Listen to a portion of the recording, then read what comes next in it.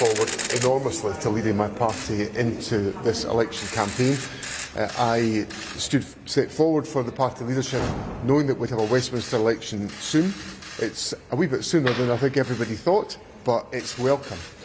It's a welcome opportunity to remove the Tory government and to put Scotland first. And that's what I'll be saying to the public. But I also have to say that I think this is perhaps the latest act of disrespect from a Conservative government to call an election during the Scottish summer school holidays. There will be schools in Scotland on holiday by the time polling day comes, and that will not have been given a moment's thought by the Tory election planners. It shows the contempt the Tories have for Scotland. So John Swinney there, the SNP leader, as the UK is now plunged into a general election. There's been immense amounts of speculation about it. Just yesterday I heard talk that meetings were being cancelled in the building behind me, diaries were being cleared for this afternoon, and that a potential general election was going to be announced, and that is exactly what has happened. Rishi Sunak came out here in the last hour, standing in the rain, making a fairly long speech for a few minutes, outlining his push to the country to secure the public vote. It comes, of course, at the end of 14 years of Conservative government, with Labour very well ahead in the polls. So Keir Starmer sounding optimistic, but of course it is now up to the campaigners and the public to cast their vote on July the 4th. More coming up on BBC News.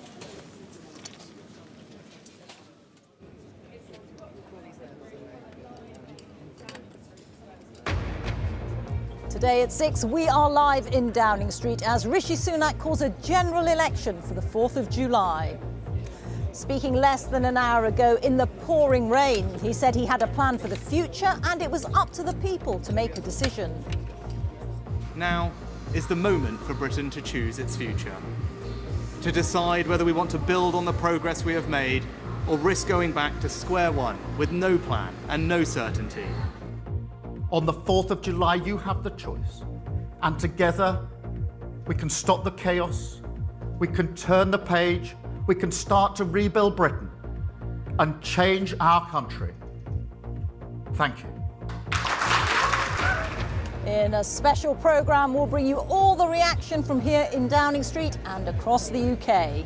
I'm really pleased to hear that we are having a general election. I think it's about time that people actually bother to go out and vote, though. That's the big thing. People need to get to the voting stations. On BBC London, reaction to that July election announcement, plus why police say there'll be no Grenfell charges until the end of 2026.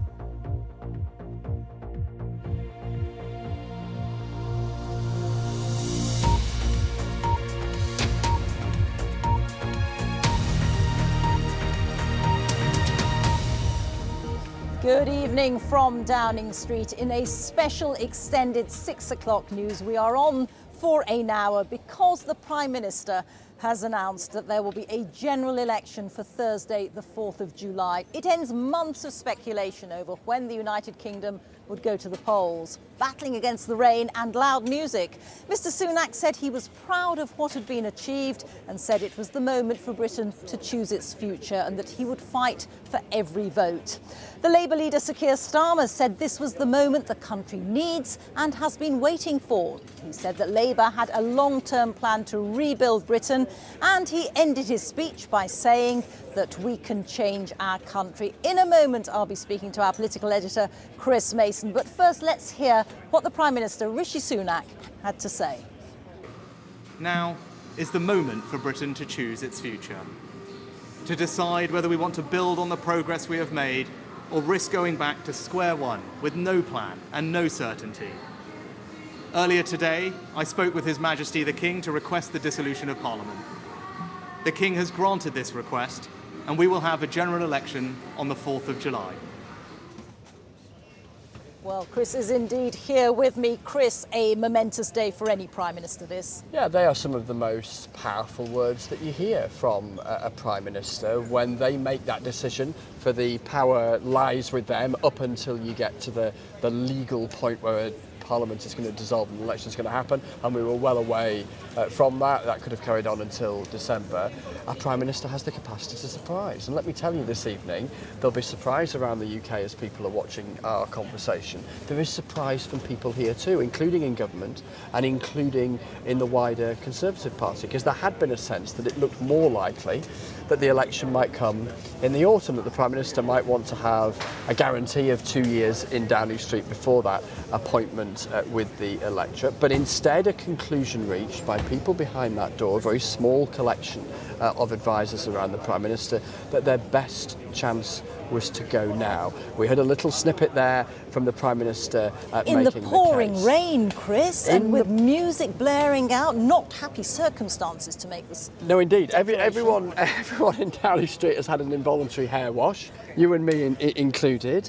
The brollies have been well worked through. The campaigners have been at the end there in Whitehall blaring out their music. And it's a reminder, isn't it, of the noise and the argument and the passion And the things you can't control. Exactly, and the fact that we're going to head into this period where Rishi Sunak and Keir Starmer and leaders from the Scottish National Party and the Liberal Democrats and others will be making plenty of arguments. So that is just beginning after quite the most extraordinary afternoon of politics, of announcement of weather and of news that the election is coming. The lectern in place, cameras poised, and in the last hour, the Prime Minister calling a general election. In the last 5 years, our country has fought through the most challenging times since the Second World War. As I stand here as your Prime Minister, I can't help but reflect that my first proper introduction to you was just over 4 years ago. I stood behind one of the podiums, upstairs in the building behind me. I told you that we faced a generation-defining moment and that we as a society would not be judged by some government action, but by the small acts of kindness that we showed one another. You met that challenge, and then some, and I have never been prouder to be British. And when I introduced the furlough scheme, I did so not because I saw a country simply in need of desperate help, albeit we were, but because I saw a country whose future hung in the balance. I could be bold and trust in the tens of millions of you at home that you would rise to the moment, or I could accept the inevitable millions of job losses and pick up the pieces. In truth, it was no choice at all. I have never and will never leave the people of this country to face the darkest of days alone, and you know that because you've seen it. As I did then, I will forever do everything in my power to provide you with the strongest possible protection I can. That is my promise to you. I came to office, above all, to restore economic stability. Economic stability is the bedrock of any future success, whether that is rising wages and good jobs, investment in our public services, or the defence of the country. And because of our collective sacrifice and your hard work, we have reached 2 major milestones in delivering that stability, showing that when we work together, anything is possible. Our economy is now growing faster than anyone predicted, outpacing Germany, France, and the United States. And this morning it was confirmed that inflation is back to normal. This means that the pressure on prices will ease and mortgage rates will come down. This is proof that the plan and priorities I set out are working. I recognise that it has not always been easy. Some of you will only just be starting to feel the benefits, and for some, it might still be hard when you look at your bank balance. But this hard-earned economic stability was only ever meant to be the beginning. The question now is how and who do you trust to turn that foundation into a secure future for you, your family, and our country. Now is the moment for Britain to choose its future, to decide whether we want to build on the progress we have made or risk going back to square one with no plan and no certainty. Earlier today, I spoke with His Majesty the King to request the dissolution of Parliament. The King has granted this request, and we will have a general election on the 4th of July. The music blaring, the rain pouring, and more from Rishi Sunak. This election will take place at a time when the world is more dangerous than it has been since the end of the Cold War. And these uncertain times call for a clear plan and bold action to chart a course to a secure future. You must choose in this election who has that plan, who is prepared to take the bold action necessary to secure a better future for our country and our children. Now, I cannot and will not claim that we have got everything right. No government should. But I am proud of what we have achieved together, the bold actions we have taken, and I'm confident about what we can do in the future. I hope that my work since I became Prime Minister shows that we have a plan and are prepared to take bold action necessary for our country to flourish. Now, I've stuck with that plan and always been honest with you about what is needed, even when that's been difficult. Because I'm guided by doing what is right for our country, not what is easy. Over the next few weeks, I will fight for every vote. I will earn your trust, and I will prove to you that only a Conservative government led by me will not put our hard-earned economic stability at risk, can restore pride and confidence in our country, and with a clear plan and bold action, will deliver a secure future for you, your family, and our United Kingdom. So this is it, a general election is on. Power will leave this most powerful of streets, and you'll be able to decide whether he stays or whether he goes. The Cabinet had been summoned for a meeting to confirm what had become the talk of Westminster. Parliament would be dissolved, campaigns would begin, and tonight they're already underway. Now, it will feel like a long campaign, I'm sure of that. But no matter what else is said and done, that opportunity for change is what this election is about.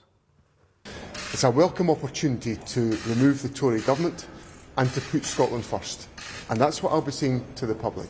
But I also have to say that I think this is perhaps the latest act of disrespect from a Conservative government to call an election during the Scottish summer school holidays.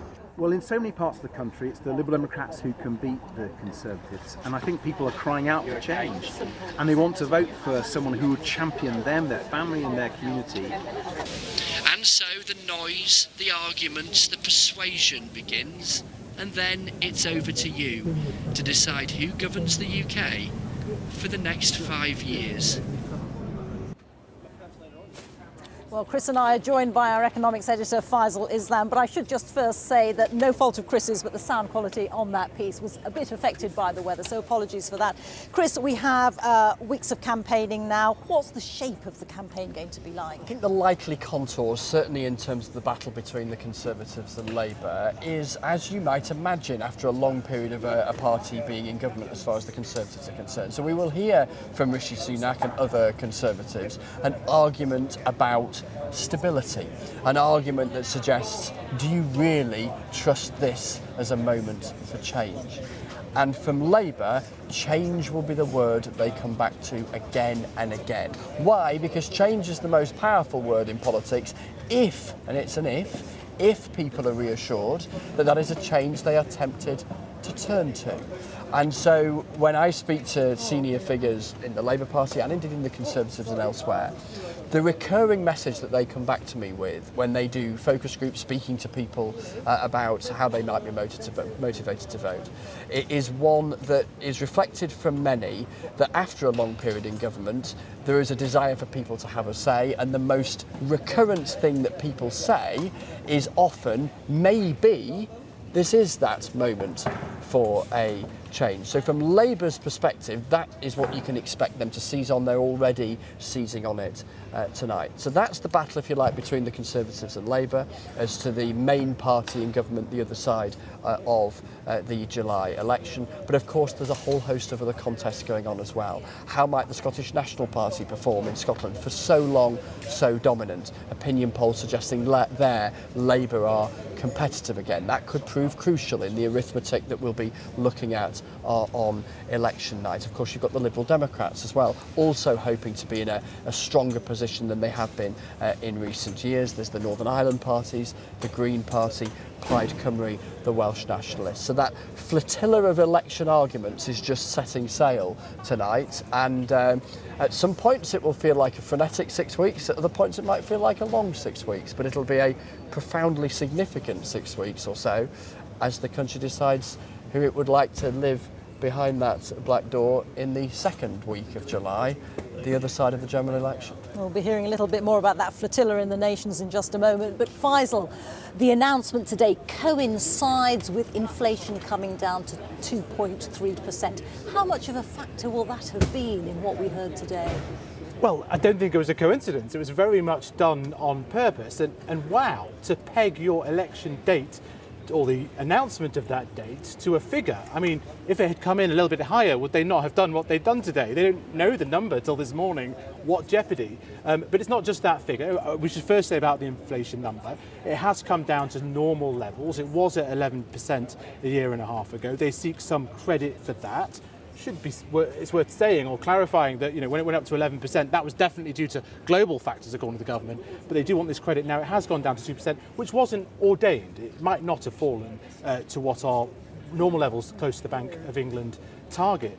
But in truth, if they were trying to peg it to that number, it didn't fall quite in the way they would have hoped, because underlying measures of inflation, the service sector inflation, that stayed quite high. And that means that if they were counting on the Bank of England giving a nice present to an incumbent government, which is cutting interest rates in the middle of this campaign, that is now deemed to be less likely than expectations only this morning. So we wait. We're not certain of what will happen on June the 20th. But at the moment, it's not looking likely that we'll get a cut, but maybe we will get a cut in the months afterwards, though that would be after the election campaign. The other bit of data, of course, was the fact we came out of recession. It proved to be a mild recession at the end of last year, and that figure was stronger than expected. But what you can see by that, what you can deduce from his speech as well, is that for the Prime Minister, this is a campaign rooted in economics. When you talk to the shadow team, they also say they want to fight the election on the economy. So you have this fundamental issue of perception, which is the government wants credit for a turning point. And the opposition want to say, well, if the economy had to have a turning point, then they should get blamed for it going down. And then there's a bigger point, which is even though you can see some of these numbers starting to stabilise and to turn, do people feel that change? And I think in truth, when I talk to people in the cabinet involved in economics, I get the sense that if you were going to call this election purely on economics, you probably might have waited till the autumn, because that would have given an opportunity for potentially a tax cut, another budget type event. That's not what's happened, but he still wants to talk a lot about the economy. He wants people to think that the government, this Prime Minister, has steered the economy through three massive global crises, whereas the opposition clearly want to say, well, some of the blame for what we've seen lies with the government. That's the fundamental dynamic here. Very good to talk to you. Thank you very much, Faisal, Chris, and we'll have more from you later in the programme. But now let's get some reaction from across the UK. We'll be hearing from Sarah Girvin in Belfast and Thomas Morgan in Cardiff. But first, let's go to our Scotland editor, James Cook, who's in Edinburgh for us now. James. Yes, good evening. Well, it's rainy here as well, I can tell you that much. And this election, whether rain or shine, is going to be fought in a different electoral landscape in Scotland. A lot of the constituencies have changed since the last election in 2019 because of boundaries being withdrawn. A lot of them even created afresh. We heard briefly there from the SNP leader, John Swinney, just a little bit more of the message that the SNP are putting out this evening. They say that this is the moment to remove the Tory government and, in their words, put Scotland first by voting SNP. They say the SNP offers a better future to what they call the broken Westminster consensus. I expect we'll hear more of that sort of talk during this election campaign. But the SNP themselves are also under quite a lot of pressure. The Scottish National Party has dominated politics here for well over a decade. Under Alex Salmond and then Nicola Sturgeon, the SNP notched up victory after victory. Even after Scotland had voted against independence, the wins kept coming. At the last general election in 2019, the SNP won 48 seats in Scotland. The Conservatives took 6, the Liberal Democrats 4, while Labour returned just 1 MP. But in the past year, polls suggest a swing in support from the SNP to Labour, especially in Scotland's central belt, where the party won the Rutherglen and Hamilton West by-election. So what do voters here make of going back to the ballot box? I don't know. I really don't. I've no confidence in any of them. So I don't know.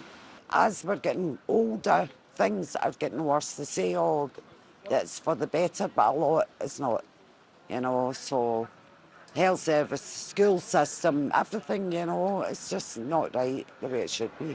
I feel it's long overdue, to be honest, because I feel things are getting a bit stagnating just now. Nothing seems to be changing.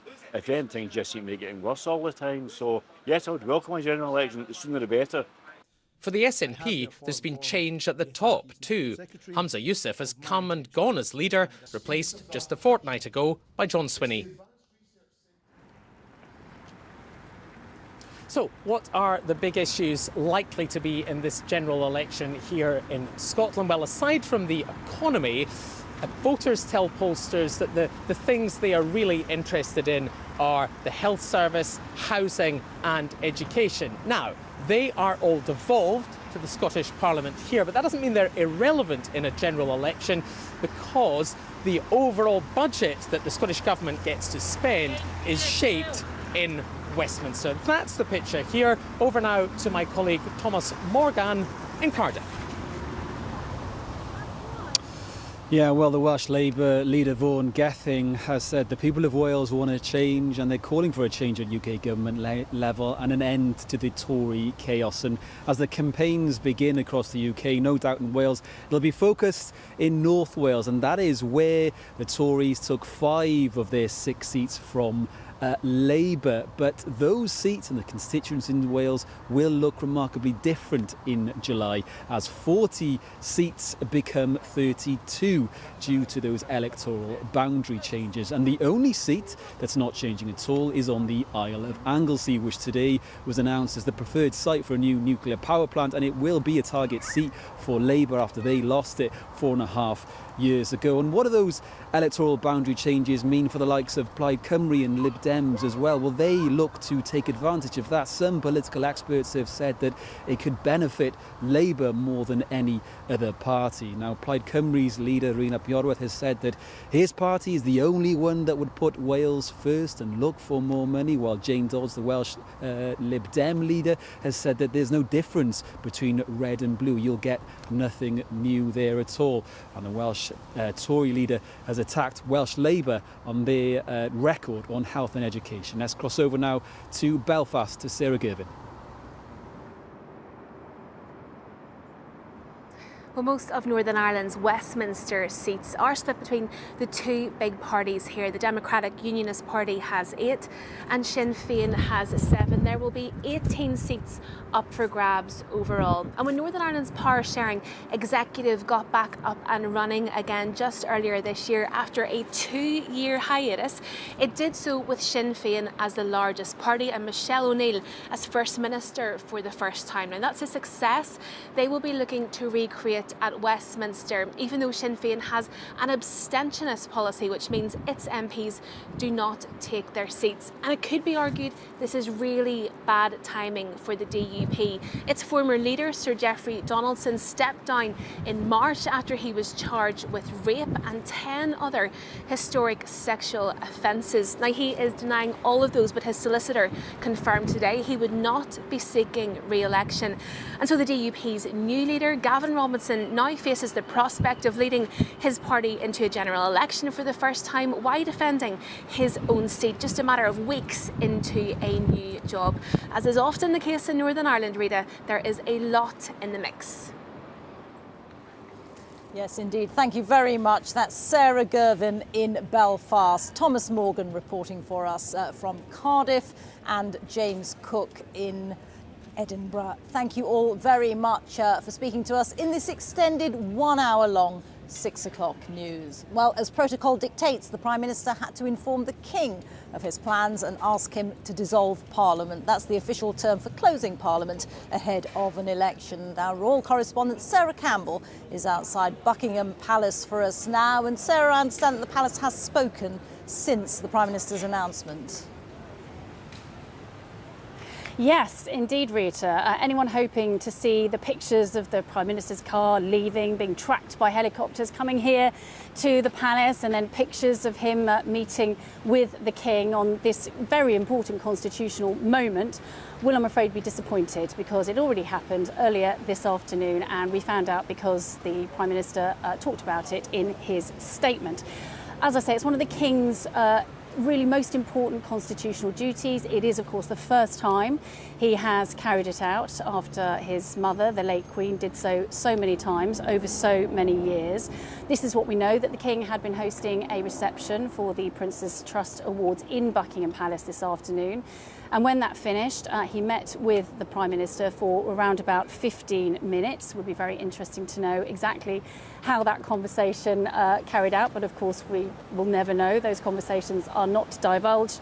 But as the Prime Minister said outside Downing Street, he informed the King of his decision to call a general election, and the King agreed the request for the dissolution of Parliament.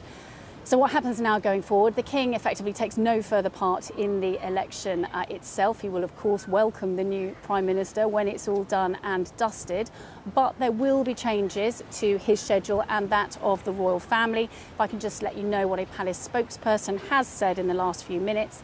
The royal family will, in accordance with normal procedure, postpone engagements that may appear to divert attention or distract from the election campaign.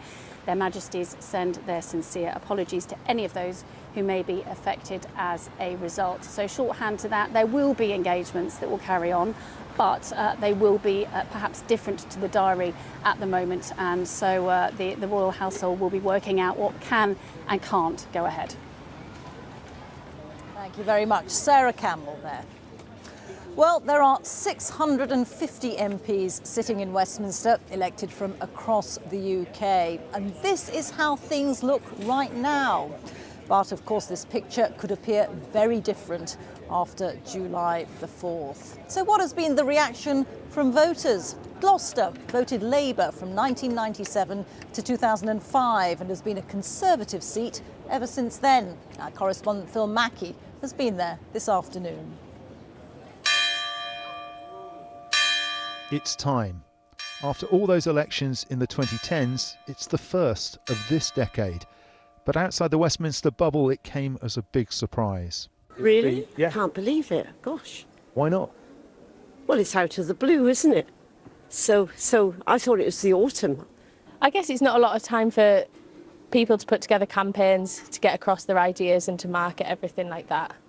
But yeah, he's obviously felt the need. People probably aren't happy with the way things are going. So the only good thing is I run a village hall and they put the polling station in our village hall, so it helps us. In the tall ship, the telly wasn't working, so we had to improvise. The big announcement didn't draw a crowd, nor much of an enthusiastic reaction. I'm surprised it's been announced today, to be honest. I thought he would leave it a bit longer, or as long as possible. But if it's going to be July, I think that's about right. I don't know there's much optimism about for anything being any different after one than before one, but I think things have been so awful for so long, it'd be a good idea if we had one. On the day they called the election in 1997, Tony Blair came to Gloucester and launched his election campaign. They won the seat, they won the general election, but since 2005, it's been held again by the Conservatives. It's why a seat like this has become such an important battleground. In the end, the Prime Minister didn't cut things as fine as he could have done, but is there ever an ideal time? Is it the right time for election? In all honesty, I don't, like, as much as I think he's doing a bad job, but I don't think he's had long enough, really. In politics and stuff, if you're promising stuff, you've got to keep up with it, you've got to be really quick about it. And a real-life Taylor of Gloucester is hoping for big alterations. Well, the society is not very well, actually. If you look at the NHS and then the social care, economy. Those three is the main, my main topics really is they have to find a solution for it. Maybe it was the drab weather, but there wasn't much enthusiasm today. The parties have 6 weeks to change that. Phil Mackey, BBC News, Gloucester. Well, it's been an eventful 4.5 years since the last election, including 3 Conservative Prime Ministers. Our political correspondent Alex Forsyth takes us through the big moments since the election in 2019. With a clear plan and bold action, will deliver a secure future for you, your family, and our United Kingdom. Announcing the election, the 3rd Prime Minister since the country last had a say. I am determined to deliver. His predecessor lasted just 49 days in the job. Thank you all very much. The one before was in office a little longer.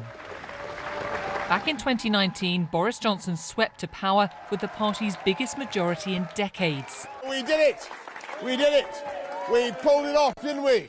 He pulled together Tory voters from unexpected corners of the country under the banner of Brexit. With this mandate and this majority, we will at last be able to do what? For Labour, it was a dismal result, losing in their traditional heartlands. Mr Corbyn, this is the worst Labour defeat in decades. Why are you not resigning today? Right. Are we here? His top team was buoyed by victory. And I want to thank you all for your hard work in getting this government re-elected and backed by 109 new Conservatives. But it wasn't long until the COVID pandemic became the country's priority, taking lives and liberties. From this evening, I must give the British people a very simple instruction. You must stay at home. Then the Chancellor, Rishi Sunak, played a central role in the government's response, crafting the furlough and Eat Out to Help Out schemes. But as well as rules being made, they were also being broken, and the scandal around Downing Street parties was instrumental in Boris Johnson's downfall. Hasta la vista, baby. Thank you. After a contest, Conservative Party members picked Liz Truss over Rishi Sunak to be their next leader and the country's next Prime Minister. Thank you for putting your faith in me. Her tenure was short-lived after the economic turmoil caused by the mini-budget. Enter Rishi Sunak, attempting to bring stability. I understand too that I have work to do to restore trust after all that has happened. He set out his priorities with promises on small boats, the economy and the NHS. But so far, it seems, they've failed to revive his party's ailing political fortunes. Still, the 3rd Conservative Prime Minister since the last general election has now decided it's time the country does have its say. Alex Forsyth, BBC News, Westminster. Well, what can the current state of the polls tell us about the likely outcome of this general election? Time to turn to our resident polling expert, Professor Sir John Curtis. And Sir John, what are the challenges as you see them and as the polls suggest for each of the parties? Well, the most obvious and immediate challenge is for the Conservative Party. As things stand at the moment, on average in the polls, and there are differences between the pollsters, but on average they put the Conservatives 21 points behind at the moment. Even the best of them put them at least around 16 points behind. And however you look at it, that is an outcome that would result in Labour being elected with an overall majority. So the challenge facing Rishi Sunak is to try to overturn that very, very substantial Labour lead. And frankly, apart from John Major in 1997, no Prime Minister has called an election so far behind. And so he's going to have to beat the cephalological records if indeed he's going to win this election. That doesn't mean to say that Labour is without its challenges. The competition for the support of those who are unhappy with the Conservatives, actually Labour these days faces competition from reform. Now, in the sense, if voters go for Conservative reform, Labour tend to benefit in terms of winning seats. But it does indicate that for some of the people, indeed quite a lot of the people who are unhappy with the current Conservative government, at present at least, they don't necessarily regard Labour as the answer. They're looking to reform. Labour also have to worry a little bit about the Greens, who did well in the local elections. They're at the highest in this parliament in terms of opinion polls. And it's pretty clear that where the Greens do well, it's Labour that suffer. Now, maybe we're only talking about 1 or 2 constituencies here, but still there is a challenge for Labour there. The other party, apart from the Conservatives, for whom this election is going to be a challenge above all, however, is the Scottish National Party north of the border, because, as you all know, they have just changed their leader. Humza Yousaf eventually had to resign in the wake of his attempt to end the agreement with the Greens that helped to keep the SNP in power in the Scottish Parliament. That all ended rather unhappily for him. John Swinney has just got his feet under the table. His party, 5-6 points behind Labour in the polls, faces the risk of losing their position as the third largest party inside the House of Commons. And now he's finding that rather than having the autumn as an opportunity to be able to turn things around, he's got to turn them around very, very quickly indeed. The Liberal Democrats, well, their position in the national polls is not particularly good. It's only around 10%, not even as good as they got last time. They are hoping that the polls are right and the message of the local elections are right, that the Conservatives are indeed in deep electoral trouble. That continues to be the case in July, and they are hoping that however few votes they get nationally, they will be able to pick up the constituencies where they start off second from the Conservatives, not least perhaps because some Labour voters might help them along the way. But the challenge for them is to indeed actually deliver on that strategy which they have decided to focus on. Professor Sir John Curtis, thank you very much as always, and we'll be hearing much more from you in the weeks to come.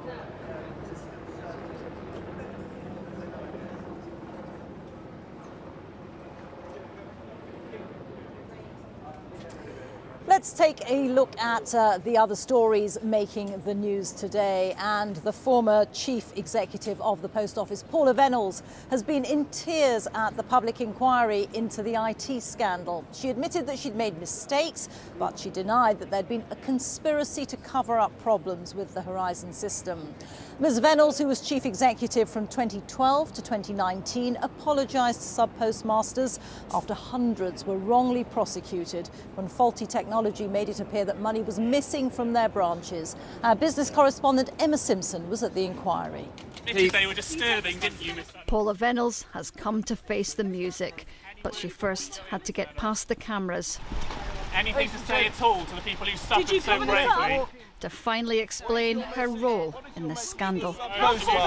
It's been a long time coming for the sub-postmasters whose lives have been wrecked. Why? Why has she let this go on? Did she put profits before people is the big question.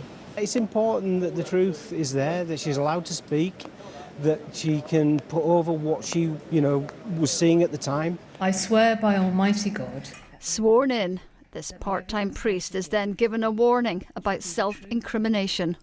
Do you understand all that? Thank you, Suan, and I plan to answer all the questions. But there were also tears and apologies for what she said. The Post Office knew that. I completely accepted. Personally, I didn't know that, and I'm incredibly sorry that that happened to those people and to so many others. But what did she know and when? Was there a conspiracy at the Post Office which lasted for nearly 12 years, involving a wide range of people, differing over time, to deny you information and to deny you documents and to falsely give you reassurance? No, I don't believe that was the case. Under her leadership, a lot of evidence emerged about flaws with Horizon, but at key points, she says she wasn't aware of much of it, including crucial legal advice. Do you think you're the unluckiest CEO in the United Kingdom? I was too trusting. I did probe and I did ask questions. And I'm disappointed where information wasn't shared. But former Royal Mail boss and colleague Dame Moya Green isn't so sure. The inquiry has shown a text chat between both of them earlier this year. "I think you knew," says Moya, to which Paula replies, "That isn't the case." Moya then asks, How could you not have known? Before saying, I've supported you all these years, adding, I can't support you now. And then she was asked about the case of sub-postmaster Martin Griffiths, who took his own life after the post office ruined him. And I imagine that, I'm sorry, I imagine that I was probably... Just pause. Yes, OK. Try and compose yourself if you can, and then continue your evidence, please. Thank you. She apologised to Alan Bates too. She said he was right to persevere. I wonder about these apologies. These are just words. I mean, the big problem at the moment is trying to get money out for the victims in all of this. And anything that does that will make the real difference rather than a few words. And here's another thing. When Paula Venables first joined the post office in 2007 as a director, she said it was another 5 years before she found out they did their own private prosecutions. And the inquiry heard that when she left her job in 2019, she still believed there hadn't been any miscarriages of justice. Her thinking and decision-making will be tested again tomorrow. Emma Simpson, BBC News. Ireland, Norway and Spain have announced that they will formally recognise a Palestinian state from next week. Spain and Ireland said the decision was not against Israel nor in favour of Hamas, but rather in support of peace. Israel has reacted angrily and recalled its ambassadors to the three countries. Our diplomatic correspondent James Landale explains the background and the history. Most of the world thinks there is such a thing as a Palestinian state, something that Yasser Arafat declared unilaterally back in 1988. Earlier this month, in a vote at the United Nations, 143 countries supported a Palestinian attempt to join the UN, something that only states can do. But this has always been vetoed by the United States and other countries which say the Palestinians should get a state only as part of a long-term political deal with Israel known as a two-state solution. Now, currently, only 9 European countries recognise a Palestinian state, many of which did so as long ago as 1988. They will now be joined by Norway, Ireland and Spain, who say they want to support a political pathway towards peace in the Middle East. Recognition is an act of powerful political and symbolic value. It is an expression of our view that Palestine holds and should be able to vindicate the full rights of a state, including self-determination, self-governance, territorial integrity and security. Now, crucially, they hope this will help get a ceasefire and the hostages released. We will recognise the state of Palestine so that when the time comes, the state of Palestine will also have the same status as the Israeli government and thus be able to empower the future Palestinian Authority in the face of Hamas, a terrorist group that must obviously disappear if we want peace. Palestinian leaders welcomed the announcement. Hamas claimed it was prompted by what it called its resistance. Israel's government was furious, saying the decision rewarded terrorism. This is not the place nor the time now to come and unilaterally recognise a Palestinian state. Such things should only be determined through direct negotiations and not in a unilateral way. And any such decision harms Israeli sovereignty and Israeli security, and we will not allow it. So what does this mean in practice? Well, the decision will put some pressure on other European countries to follow suit. But many believe that this is too early, that recognising a Palestinian state should come later to drive momentum towards a long-term political settlement, and we're a long way from that. There are also many unanswered questions. What would the border of a Palestinian state be? Would Jerusalem be the capital? So the diplomatic dial has been shifted with these symbolic declarations, but the reality for Palestinians on the ground is unlikely to change.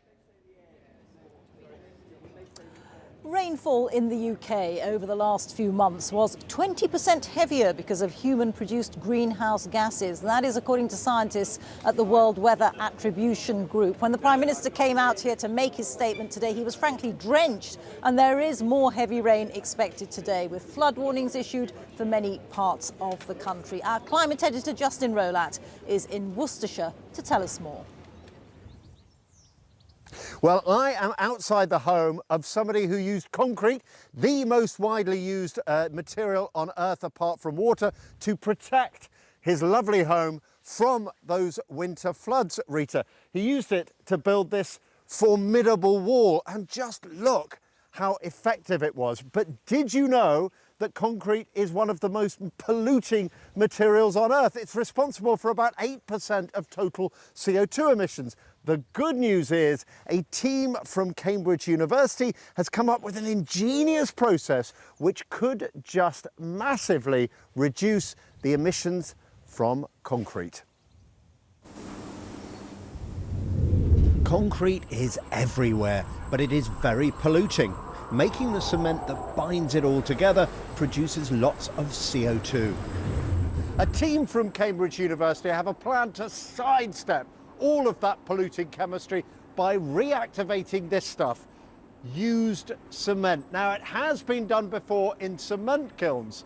The Cambridge breakthrough was to realise they could piggyback on another heavy industry, steel recycling. The electric arc furnaces used for steel recycling are hot enough and can be powered with renewable energy. And the composition of used cement is almost exactly the same as chemicals steelmakers add to their furnaces to stop impurities. So using it instead could cut costs and reduce emissions for steelmakers too.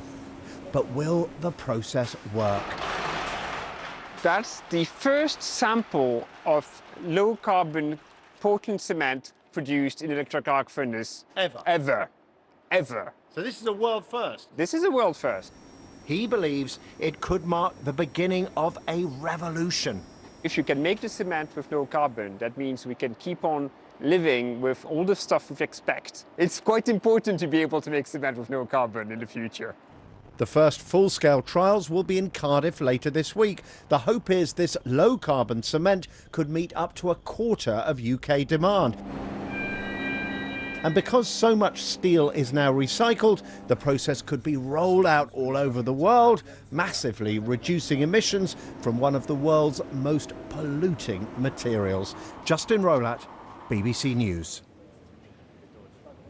Scotland's manager Steve Clarke has announced his provisional squad for this year's Euros in Germany this summer. They take on the hosts in the opening match in Munich on the 14th of June. Chris McLaughlin has more. They're the men who gave Scotland memories to savour during qualifying. The players who shocked Norway in Oslo, saw off Georgia in the rain before putting two past Spain. A group who allowed the nation to believe once more. So, with less than a month to go, who is on the plane to Germany? Today, the thoughts of the man making the call. It really is beginning to feel real now, isn't it? Is that how you feel? Yeah, I've been waiting quite a long time for this day, to be honest, since the March camp. It's been a bit of a drag. Ben Doak, first of all, I suspect that's going to be an inclusion that's going to excite a lot of people. Ben's one of those players that, as a coach, you watch a game and you think, oh, he's got something. That boy's got a chance. He's obviously got blistering pace, which hits you in the eye straight away. Another player that I know that many people were, over the past few weeks, were really hoping that you would include as James Forrest, and he is a player who just never gives up. I think a great example to every professional player is James Forrest, and his performances in recent weeks have grabbed my attention because he's scoring goals, he's creating goals, he's working up and down the line, he looks as fit as he ever looked. What do you think, I'm not asking you for any huge predictions, but what do you think success would look like for this group in Germany? Success is difficult to say that would be success. What we can say is that if we come out the group stage, then we'll have created a little bit of history for Scottish football. So that's a starting point. I think once you come out, if you're good enough to come out the group stage and you get the points to come out the group stage, then who knows what can happen after that. Who knows indeed, but his optimism is shared by the 200,000 Scots expected to travel. Chris McLaughlin, BBC News. Now to the remarkable story of the Conservative MP Craig McKinley, who's received a standing ovation on his first appearance at the House of Commons since his hands and feet were amputated because of sepsis.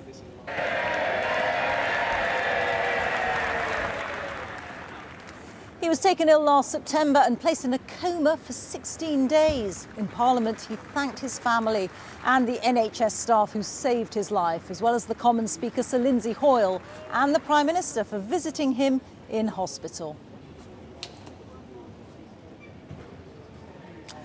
And now to other news. Well, we're here at Downing Street in the rain, as you can see, where a short time ago the Prime Minister announced a general election, ending months of speculation. Here's what happened next. Parliament will be dissolved next week, with the election campaign getting into full swing. Polling date will be on Thursday, the 4th of July. New Parliament will meet for the first time the following Tuesday. And the official state opening of Parliament, with all the pomp and ceremony that comes with it, is scheduled for July the 17th. Well, here is the moment that Rishi Sunak made the announcement an hour or so ago. Now is the moment for Britain to choose its future, to decide whether we want to build on the progress we have made or risk going back to square one with no plan and no certainty. Earlier today, I spoke with His Majesty the King to request the dissolution of Parliament. The King has granted this request, and we will have a general election on the 4th of July. Prime Minister speaking here just a few moments ago. Well, as we mentioned earlier, positive news about the UK economy has prompted today's election announcement, and that includes the latest figures showing that inflation has fallen to 2.3% compared with the same time last year. That is the lowest rate at which prices are rising in almost 3 years, with lower gas and electricity prices behind the drop. Well, our economics editor Faisal Islam reports now from East Sussex. On Rustington High Street, shoppers can feel that inflation is calming, but the feel-good factor that the Prime Minister will depend on in a general election remains elusive. I don't know, some products are going up, some products are plateauing.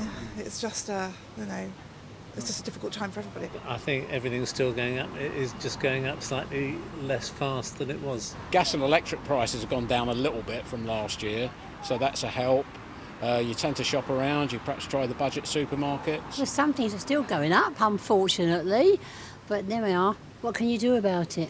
Headline inflation has now come down sharply from double-digit highs in 2022 to in April falling close to the Bank of England's target of 2%, as you can see. In the service sector, while it didn't get so high, it for now looks stuck, just about falling below 6% today. This is driven by an actual decline in energy prices, including gas going sharply negative, but you can see some other areas remain higher, like car insurance or hairdressing. Overall, some doubts now that there'll be a rate cut next month. So the big election question, how much of a change in the British economic weather has there been? This will be an election defined by economics, called on the day of some big economic numbers, where both main parties say they do want to fight it on the economy. The government will argue that today's number and the growth number too will show an economy at a turning point after 3 years of global price shocks. The opposition will argue there's some blame for the government in those price shocks and that the public doesn't feel much of a turning point themselves.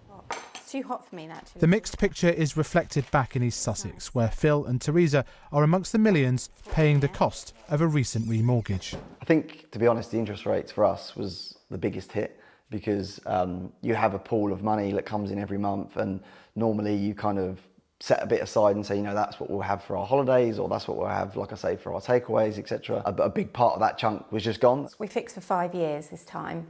Previously, we've only ever done like 2 years. But because of it was going up and up and up, we wanted to know where we stood for the next 5 years because it could have gone up higher. On the country's high streets, the price shock of the past 3 years is beginning to ebb away. Whether British families feel that and who gets the credit is the key economic battleground for who gets to Downing Street. Faisal Islam, BBC News.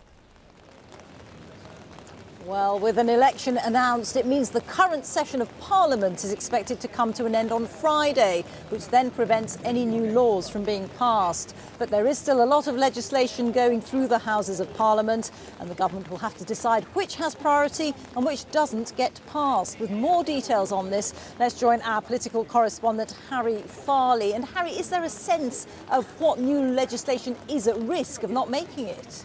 Well, Reeta, you're right. There's an awful lot of government legislation still to get through. In terms of any sense of which ones will go through, I'm told there are very live conversations going on between the Conservatives and Labour at the moment, because essentially what and how many government bills get to go through depend on whether the Labour Party oppose them. You would have thought the finance bill, that contains some measures that the Chancellor announced in the budget, has to go through, so that will take up some time. But MPs will only sit for tomorrow and possibly into some of Friday, so there is very limited time left to get any other bills through. Rishi Sunak interestingly noted that he promised to make the next generation smoke-free, so you would have thought the tobacco and vaping bill might get through. But there are other key pillars of the Conservative manifesto from 2019 that still haven't passed. The Renters Reform Bill, for example, the Leasehold and Freehold Bill, the Criminal Justice Bill, that contains amendments on decriminalising abortion, it addresses drugs and knife crime, homelessness, as well as that amendment to make causing death by dangerous cycling illegal. That is all very much up in air, and the power really lies with the Labour Party in deciding which bills they will allow to pass and which ones they will oppose. Harry Farley, thank you very much. Well, lots of political reaction, of course, to the Prime Minister's announcement. And in the last few minutes, Carla Denyer, the co-leader of the Green Party in England and Wales, said they were very pleased to have an election at last and said the party was ready. Voters are telling us that they are really distraught by the direction the Conservatives have been taking this country in over the last 14 years. But they are not feeling at all inspired by Keir Starmer's Labour Party, and so they're really excited by the opportunity to vote Green. Our manifesto, of course, will be coming out in a few weeks, but our key priorities will be around protecting the NHS from privatisation and making sure that it's properly funded, making sure everyone has access to a secure, warm, affordable home. Carla Denyer of the Green Party. Just a last word with our political editor, Chris Mason. Chris, the brollies have been up and down, up and down. It's been a very wet afternoon here in Downing Street. But what can we expect now in the weeks to come in this election campaign? We can expect noise, and we can expect persuasion, and we can expect arguments. And there's going to be a curious backdrop in the coming weeks, Rita, because we're going to have the Euros, the football tournament, underway. England and Scotland fans and others around the UK keenly watching the football. What is often a moment of unity will play out against a backdrop of arguments, because we will have election debates competing with football matches, and that argument beginning, and it will continue tonight with rallies and then interviews from the Prime Minister and from Keir Starmer and from others as they start the art, they hope, of persuasion. And tonight here at Westminster there's a whole set of views. There are some Conservative MPs who are quite surprised that they managed to keep things going this long. There are others who are really angry and bemused that the Prime Minister has gone to the country early. They feel that he could have waited until the autumn, some being pretty critical of that moment in the street where the Prime Minister frankly was soaking wet.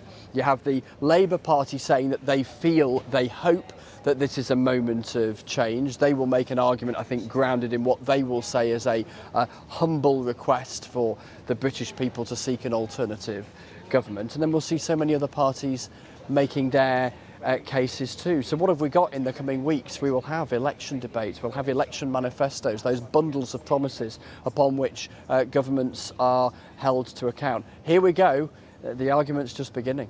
Here we go. Thank you very much indeed. Chris Mason, our political editor, of course. And just a reminder that you can hear more analysis on the election from Chris and friends on the latest Newscast podcast, which will be published in the next 15 minutes or so on BBC Sounds. Well, since the last election in 2019, Westminster has gone through some turbulent times. Let's look back now on just some of the most memorable moments.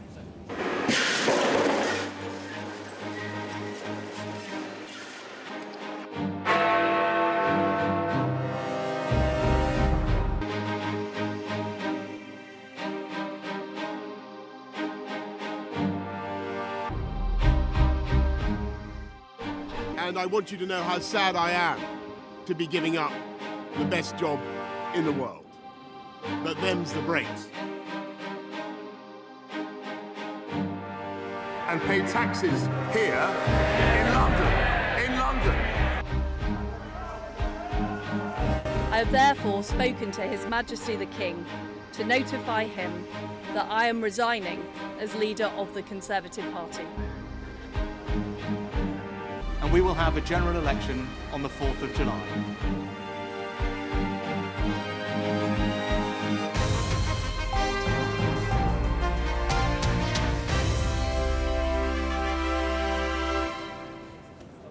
A look back on the last 4.5 years. Now it's time for a look at the weather from a very soggy Downing Street. Here's Louise Lear. Louise. Hi there, Rita. Thank you, everybody. What a miserable May day it has been. This was actually Staffordshire, but in fact, Rothamsted Park in Hertfordshire has had most of the rainfall so far, 60 millimetres over a month's worth of rain in 24 hours. The heaviest of the rain, though, is starting to drift further north and west over the next few hours. And in actual fact, you can see how it turned quite showery across the London area. But just look at the darker blues, the heavy rain now across North Wales and northwest England. And this is where we've got an amber weather warning, which will stay in force until tomorrow lunchtime, as we are likely to see a couple of inches of rain, but maybe in some areas to higher ground in North Wales, we could see as much as 100 millimetres of rain plus, and that could produce some localised flooding. So keeping an eye on that. It's this low pressure, very slow moving at the moment. It's drifting its way steadily northwards. The wind's picking up in the northwest overnight tonight. Gusts of winds in excess of 50 miles an hour as well, and still some heavy rain to come.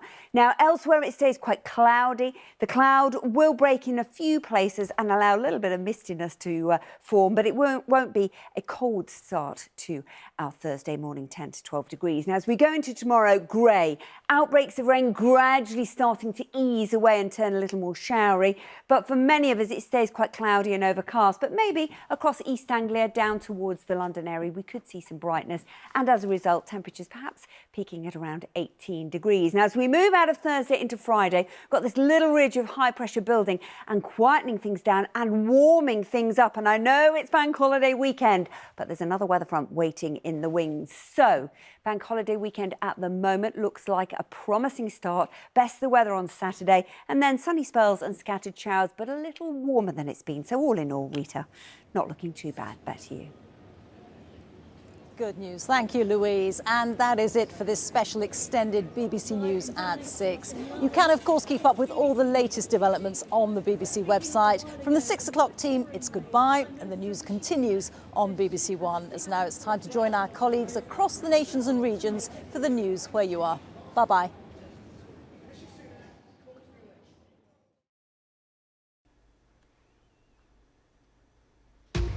Hello and good evening from BBC London. Coming up on the programme.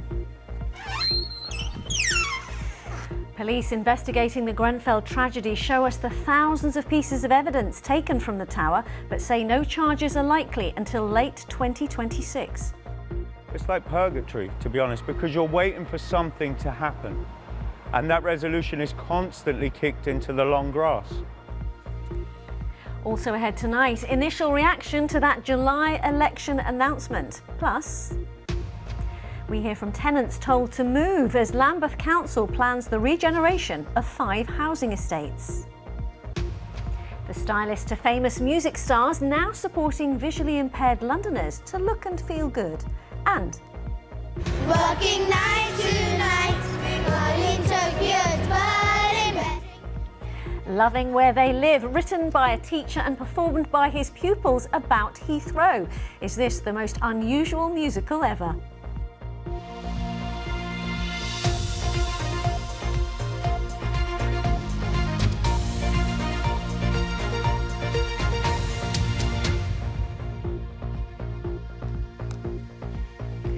A very warm welcome to the programme. On this, the day the Prime Minister has called